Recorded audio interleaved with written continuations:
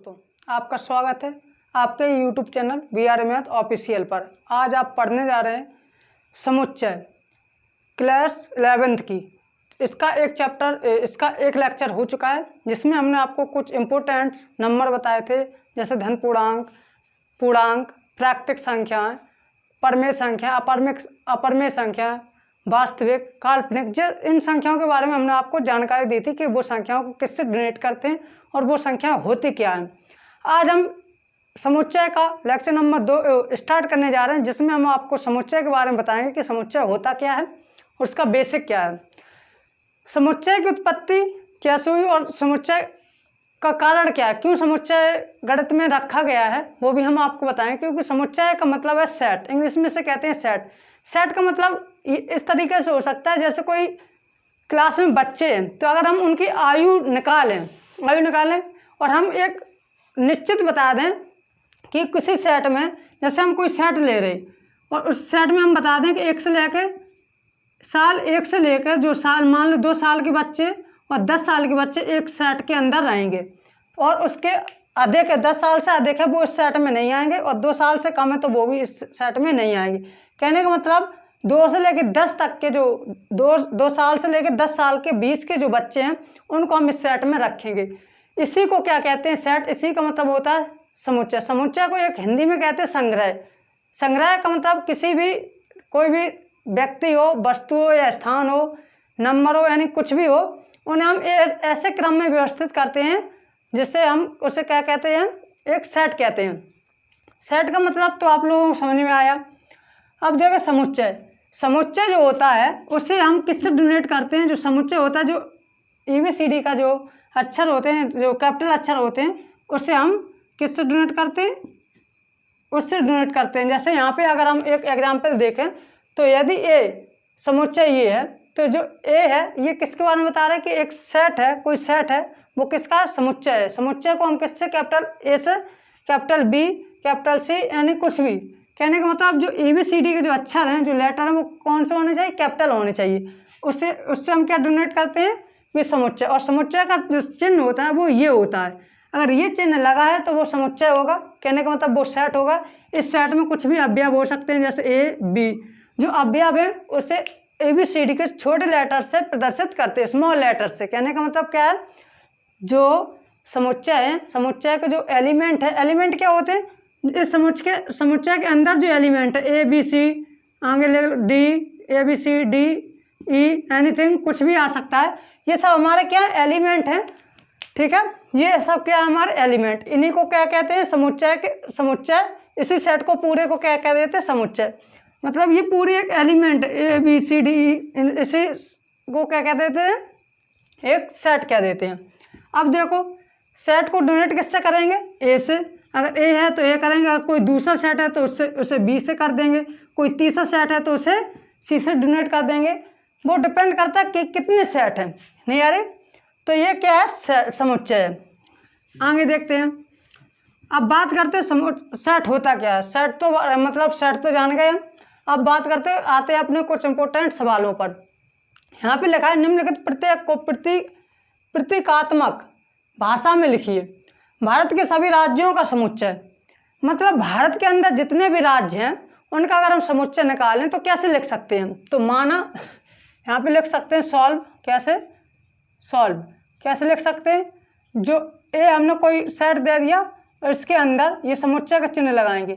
A = X, मान लो कोई हमारा राज्य है, जैसे यूपी है, उत्तराखंड है, बिहार है। जो हमारे राज्य है, मतलब उनको हम कोई भी राज्य हो सकता है, उन राज्यों का हमें क्या निकालना है, समुच्चय। तो हमने मान लिया कि X सच डेट X क्या है, भारत के राज्य हैं, भारत के राज्य। तो यानी कि कहने का मतलब ये है, भारत में जितने भी राज्य हैं वो उनका अगर हम समुच्चय निकालें तो उन्हें किस प्रकार से लिख सकते हैं, X सच डेट X। मतलब जो X है कोई भी राज्य हो सकता है, यूपी ले लें, उत्तर प्रदेश, उत्तराखंड, बिहार, राजस्थान, मध्य प्रदेश, कुछ भी ले सकते हैं। वो सब हमारे क्या हैं, भारत के राज्य हैं, ठीक है।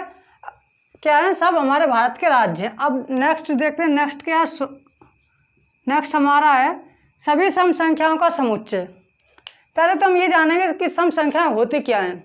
सम संख्याएं वो संख्याएं होती हैं जो 2 से विभाजित हों।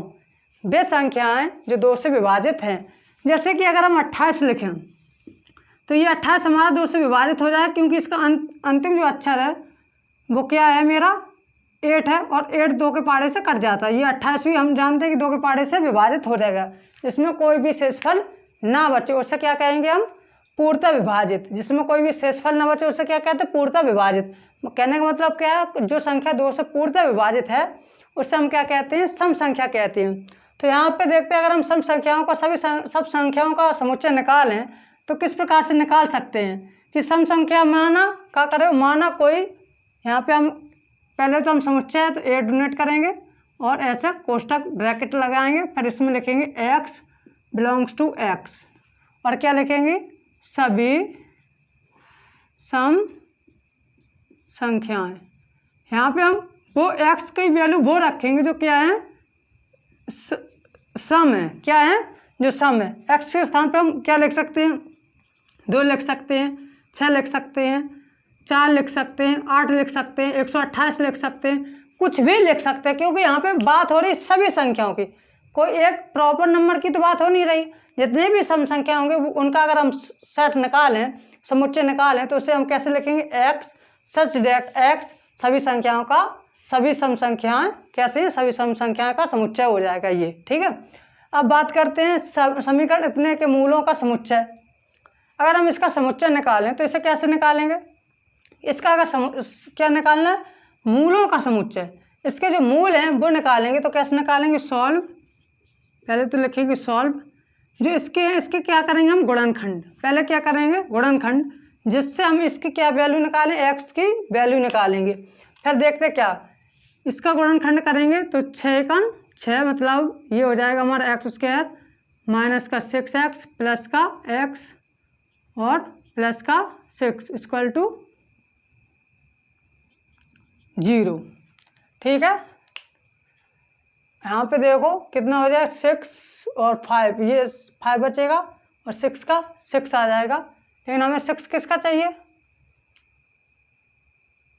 पॉजिटिव का। तो यहाँ पे ये हमारा गुणनखंड ये होगा, सॉरी 3 2 जा 6 हो जाएगा, तो यहाँ पे 3 2 जा 6 हो जाएगा, माइनस का 2x हो जाएगा, 3x माइनस का 2x। गुणनखंड करके देखें कैसे, 3 दूनी 6, गुणनखंड करना तो आता ही होगा, इसका पहले जो ये है इसका इसमें मल्टीप्लाई होगा, तो ये हो जाएगा हमारा 6x²। अब 6 के हमें इस प्रकार से गुणनखंड करने हैं कि जोड़ने और घटाने पर हमारा कितना आए, 5, कितना आए 5, तो 3 2 जा 6 होता है।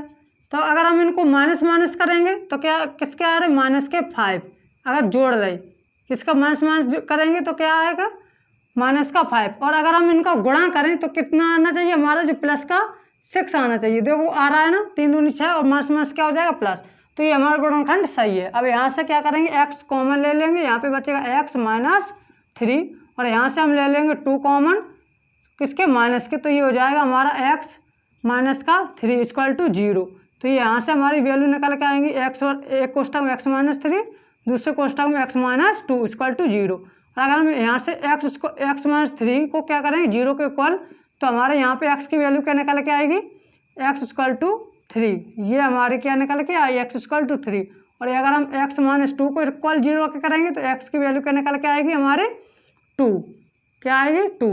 तो अगर हम इसका समुच्चय लिखना चाहें तो कैसे लिखेंगे, इसका समुच्चय लिखेंगे कि x, समुच्चय का चिन्ह लगाएंगे, और x सच डेट x, कैसे, x सच डेट x किस में क्या लिखेंगे, x² माइनस का 5x प्लस का 6 इक्वल टू 0, का है 0, और जहाँ करके क्या लिख देंगे, जहाँ x बराबर क्या हो जाएगा 2,3, ये हमारा समुच्चय हो गया, ये हमारा समुच्चय हो गया।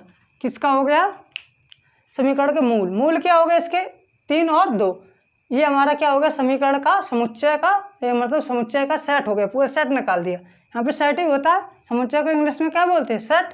तो ये समुच्चय हमारा निकल आया। अब बात करते हैं सवाल नंबर डी की। फर्स्ट का डी, 4 से बड़ी 7 से छोटी धन पूर्णांक। इसके जो पहले लेक्चर था उसमें हमने बताया था कि धन पूर्णांक क्या होती है। धन पूर्णांक वे संख्या होती है जो पॉजिटिव की संख्या हो, और पूर्णांक किसे कहते हैं, वो संख्याएं जिसमें जीरो सम्मिलित हो और नेचुरल नंबर हो।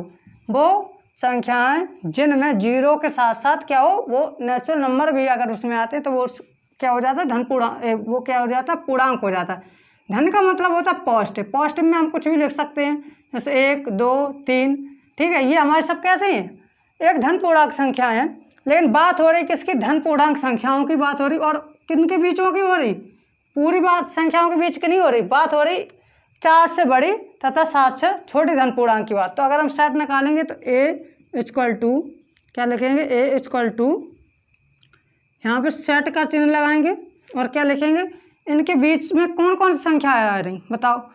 तो अगर हम देखें तो या तो इस प्रकार से लिख सकते हैं, कौन कौन सी संख्या आ रही, 4 के से बड़ी, 4 से बड़ी, तो 4 से बड़ी क्या होती है, 3 5 सॉरी 5, 4 से बड़ी 5 6 और 7 से छोटी, 7 से छोटी, तो ये इतने ही सेट हो गया।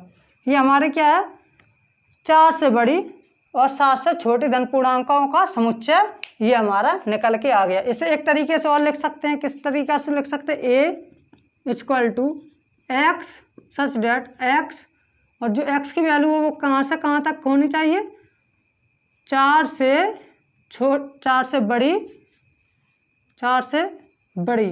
इसे ऐसे लिखेंगे, x बिलोंग टू 4 से बड़ी और 7 से छोटी, 7 से छोटी।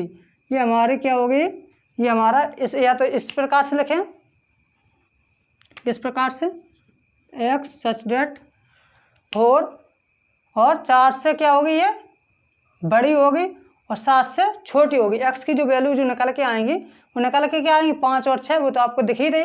वो सब संख्या के इसको क्या कहेंगे, एक सेट कहेंगे, समुच्चय का सेट। अब बात करते हैं सवाल नंबर 2 की। इसमें हम देखते हैं बिलोंग और डज नॉट बिलोंग्स टू। पहले हम इसका अर्थ समझेंगे कि बिलोंग्स टू और डज नॉट बिलोंग्स टू होता क्या है। कि अगर कोई भी नंबर है, जैसे ये कोई सेट है मेरा, जैसे 2 3 4 5, अगर हम बात करें कि जो 2 है, 2 जो हमारा 2 है वो हमारा इसमें बिलोंग करेगा कि नहीं करेगा। अगर बिलोंग तभी करेगा, ये जो 2 जो अवयव है, जो एलिमेंट है, वो इस सेट में होना चाहिए। अगर वो अवयव या एलिमेंट इसमें नहीं है तो वो डज नॉट बिलोंग्स टू होगा। अगर हम यहाँ पे देखें तो अगर हम चिन्ह लगाना, बताओ ये ब्रैकेट है, इसमें क्या भरना है, 2 बिलोंग्स टू है कि नहीं, किस में, सेट ए में। ये सेट है, इसके अंदर 2 बिलोंग कर रहे हैं या नहीं कर रहे हैं। तो यहाँ से हम देखेंगे कि 2 इसमें है या नहीं। अगर है तो बिलोंग्स टू का चिन्ह, यहाँ पे देखते क्या है, तो हाँ, तो इसका बिलोंग्स टू का चिन्ह। लेकिन अगर हम इसी में 6 की बात कर दें तो ये एक जो सेट है इसमें बिलोंग कर रहा है, नहीं कर रहा है। यहाँ पे तो कोई सेट है नहीं, कोई अवयव ऐसा है नहीं कि 6 हो जिसमें, तो ये क्या हो जाएगा, डज नॉट बिलोंग्स टू। ठीक है, इसी प्रकार से ये सवाल किए जाएंगे, देखते हैं कैसे।